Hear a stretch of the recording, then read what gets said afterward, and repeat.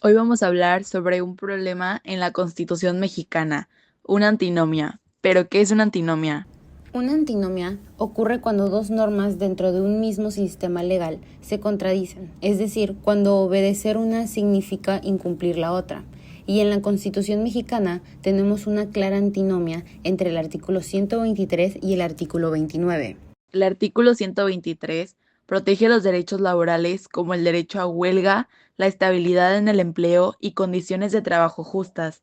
En otras palabras, establece que los trabajadores tienen derechos que no pueden ser vulnerados. Pero, por otro lado, el artículo 29 permite que el presidente suspenda ciertos derechos y garantías en caso de una emergencia.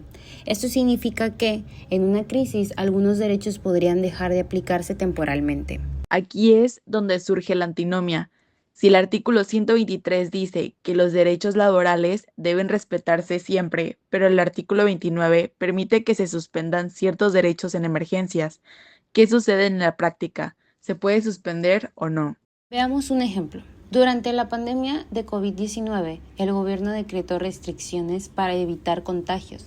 Como resultado, muchas empresas cerraron temporalmente y algunos trabajadores fueron despedidos o no recibieron su salario.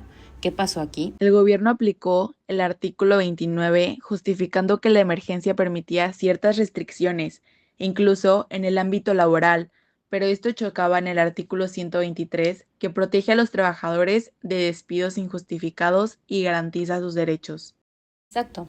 Aquí tenemos la contradicción. Si seguimos el artículo 123, los trabajadores deberían haber conservado sus derechos sin excepción.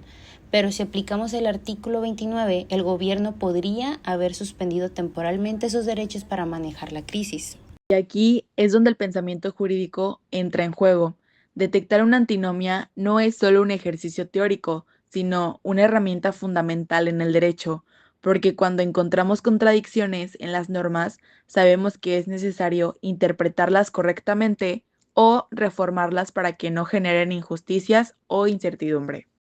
Exacto. Si ignoramos una antinomia, podemos caer en decisiones arbitrarias, donde un juez o una autoridad eligen aplicar la norma que más les conviene, en lugar de seguir un criterio justo y coherente. El derecho debe ser claro y predecible, y por eso resolver antinomias es clave para la justicia y la seguridad jurídica. Entonces, tenemos una verdadera antinomia, dos normas constitucionales que entran en conflicto.